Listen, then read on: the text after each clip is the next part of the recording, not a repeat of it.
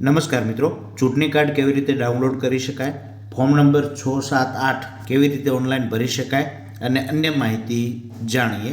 આપ નવા હો તો ચેનલને સબસ્ક્રાઈબ, લાઇક અને શેર કરજો. સૌ પ્રથમ ગૂગલ સર્ચમાં જવાનું છે. ત્યાં જઈ અને ECI વોટર કે જે વેબસાઇટ છે તે તમારે સર્ચ કરવાની છે. Election commission of India water ECI.gov.in તેના ઉપર ક્લિક કરીએ તો અહીંયા તમને પોર્ટલ આ રીતે દેખાશે. હવે સૌપ્રથમ તમે શું કરો કે સૌપ્રથમ તમે હજુ સુધી તમારી આઈડી ના બનાવી હોય તો અહીંથી જે સિંગઅપ અપ લખેલું આવે છે તેના ઉપર ક્લિક કરીએ. ત્યાં જઈ અને તમારો મોબાઈલ નંબર, ત્યારબાદ જે કેપ્ચા કોડ આવે છે કેપ્ચા કોડ નાખી અને કન્ટિન્યુ ઉપર ક્લિક કરો.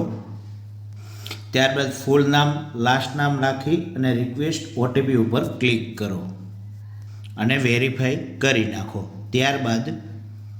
ત્યારબાદ આપણે લોગિન ઉપર ક્લિક કરીએ. તો તમે લોગિન ઉપર ક્લિક કરશો એટલે તમારી આઈડી બની જશે. હવે તમે તમારું નવું વોટર રજિસ્ટ્રેશન કરવું હોય તો અહીંથી કરી શકો છો. ત્યારબાદ ફોર્મ નંબર જે તમારે કંઈ ડિલીટ કરાવવું હોય તો એ ડિલીટ પણ કરાવી શકો છો.